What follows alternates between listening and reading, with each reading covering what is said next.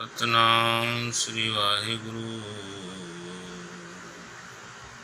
गुरु साध संगत जी, वाहिगुरु जी का खालसा, वाहिगुरु जी की फतेह। 20 पौड़ी श्रवण करो। धन गुरु नानक सच्चे पातशाह जी। हुक्मी होवन आकार, हुक्म न कहया जाई। हुक्मी होवन जी, हुक्म मिले वडियाई। हुक्मी उत्तम नीच,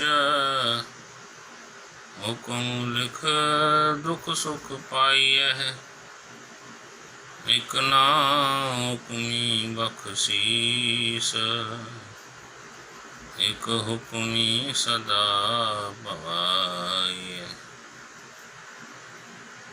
हुक्म अंदर सबको, बाहर हुक्म न कोए।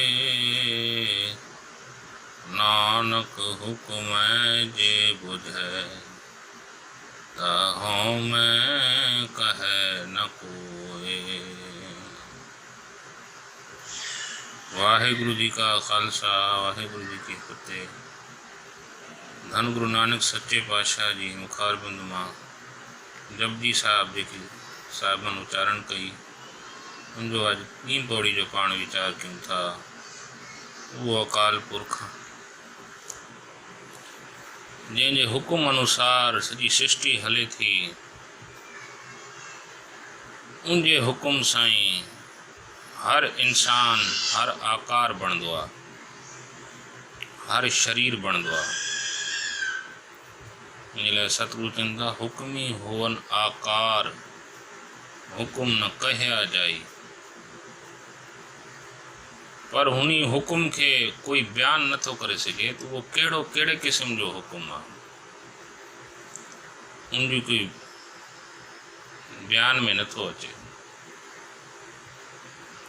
हुक्मी होवन जी, हुकुम मिले वडियाई।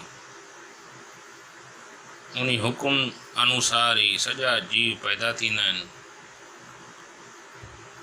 ऐं हुकुम अनुसार ही उन इंसाननि खे वॾियाई मिलंदी आहे, शोभा मिलंदी आहे, आदर मिलंदो आहे।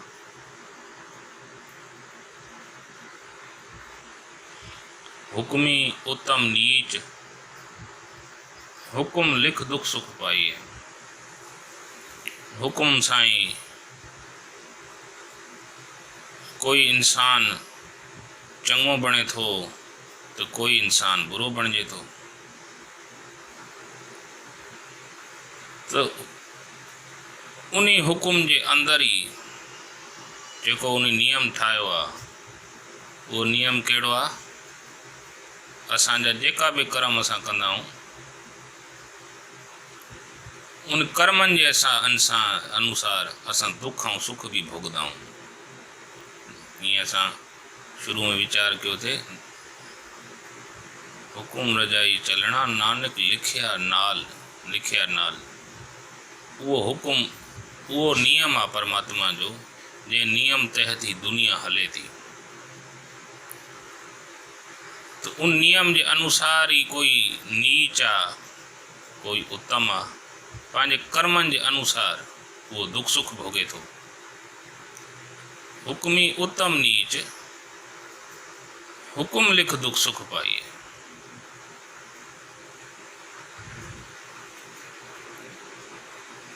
उनके हुकुम अनुसार जेका उन कर्म कया हूंदा, वो उनके भोगना पवंदा। उन इंसान उन जेके कर्म कया आहिनि, उन अनुसार उनके दुख और सुख प्राप्त थींदो आहे। ऐं उनजे हुकुम अनुसार त ई बख़्शिश प्राप्त थींदी आहे। उहा बख़्शिश कहिड़ी आहे? उहा बख़्शिश आहे परमात्मा के सुञाणण जी, पाण जो पाण खे सुञाणण जी ऐं जनम मरण को परे थियण जी बख़्शिश आहे। एक ना हुक्मी बख़्शीश, एक हुक्मी सदा भाई है। पर हुकुम अनुसार कोई जन्म मरण में सदा ही रहे तो, सदा ही रहे तो, सदा ही भिटके दो। भवाई मतलब जन्म मरण के गेड़ विच सदा ही रहंदो आहे। हुक्म अंदर सबको बाहर हुक्म को। हर इंसान उनके हुक्म में रहे थो, कोई भी उनके हुक्म को बाहर ना है, हुक्म को परे ना है। तो जो संसार जै परमात्मा ठाहियो आहे उन संसार सां गॾु नियम भी ठाहियो आहे जेको असां सां गॾु सदाई हले थो। कंहिं दीवार ते जॾहिं असां बाल उछलाईंदा आहियूं त उहा बाल वापसि असां वटि अची वेंदो आहे। हर एक्शन जो हिकिड़ो रिएक्शन आहे। इन परमात्मा जो हिकिड़ो नियम आहे, हिकिड़ो कानून आहे। इन जे लाइ उन कानून जे अंदरि पंज तत्व जेको जेको उन्हनि जो स्वभाव आहे उहो ई रहंदो आहे। बाहि जो जेको स्वभाव आहे उहो ई रहंदो, सालनि सदियुनि खां उहो ई रहंदो, छो जो उहो उन हुकुम जे अनुसार उनजो स्वभाव आहे। इन जे लाइ का बि वस्तु संसार जी कोई भी हुजे, कोई जीव जंत आहे उनजे हुकुम को ॿाहिरि न आहे, उनजे हुकुम जे अंदरि ई आहे। जॾहिं इहा ॻाल्हि जो वीचार कंदा आहियूं, नानक हुकुम जंहिं ॿुधाए, जेकॾहिं इहो वीचार कंदासीं त जेको कुझु बि थिए थो उहो उनजे हुकुम अनुसार थिए थो। मुंहिंजो अचणु, मुंहिंजो वञणु, उनमें मुंहिंजी को ज़ोर न आहे, मुंहिंजी का ताक़त न आहे। इंसान जे अचण में भी उनजी का ताक़त न आहे, इंसान जे वञण में भी उनजी का ताक़त न आहे, श्वासन जे हलण में भी उनजी का ताक़त न आहे, श्वासन जे वञण में भी उनजी ताक़त न आहे। परिवार जे कंहिं सदस्य खे बचाइणो आहे तो असां फ़र्ज़ निभाए सघंदा आहियूं, सेवा करे सघंदा आहियूं, सहारो बणिजी सघंदा आहियूं, एतिरो कुझु करे सघंदा आहियूं, पर उनखे जीवन ॾेई छॾूं एतिरो न करे सघंदा आहियूं। एतिरो असांजे हथ में न आहे। इन जे लाइ हुकुम अंदरि सभु को, ॿाहिरि हुकुम न कोई। इहो परमात्मा जो जेको नियम आहे, कंहिंखे कंहिं महिल वञिणो आहे, कंहिंखे कंहिं महिल अचिणो आहे, कंहिंजो कहिड़ो स्वभाव आहे, कंहिं वस्तु जी केतिरी ताक़त आहे कंहिं जीव जी, त इहो सभु कुझु उनजो हुकुम आहे, उनजे हुकुम जे अंदरि ई आहे, उनजे ताबे में ई आहे। जेको इहो वीचार करे थो उहो इहा ॻाल्हि सम्झी वञे थो ऐं हौमे अंदरि जी उनजी ख़तमु थी वेंदी आहे। उनजे अंदरि में का हौमे न रहंदी आहे, हौमे जी का गुंजाइश ई न रहंदी। जॾहिं हुकुम जो वीचार कंदासीं असां त सभु कुझु परमात्मा जे अंदरि आहे, परमात्मा को कुझु ॿाहिरि न आहे। इन में हिकिड़े बुज़ुर्ग जी ॻाल्हि अचे थी। हिकिड़ो बुज़ुर्ग खां जॾहिं पंहिंजे शिष्य पुछो आहे त हे मुर्शिद जी, मूंखे ॿुधायो सभु कुझु परमात्मा जे हथ में आहे या कुझु मुंहिंजे हथ में बि आहे? तो उनजे मुर्शिद उनखे चयो त हिकु पैर मथे कर। उन खणी हिकु पैर मथे कयो ऐं हिकु पैर ते बीठो हुयो। वरी मुर्शिद चयांसि ॿियो पैर बि मथे कर। उहो चवे न, ॿियो पैर मथे न करंदुमि, करे सघंदुमि। जेकॾहिं ॿियो पैर मथे कयो त मां बीह बि न सघंदुमि। चए बसि इहा ॻाल्हि, इन ॻाल्हि मूं सम्झ त तुंहिंजे हथ में छा आहे।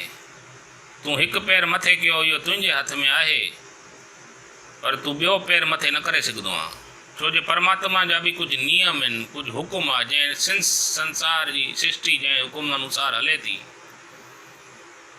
उनजे हुकुम जे अंदरि इहा ॻाल्हि आहे। उन नियम अनुसार, उहो कानून जे तहत संसार हले थो।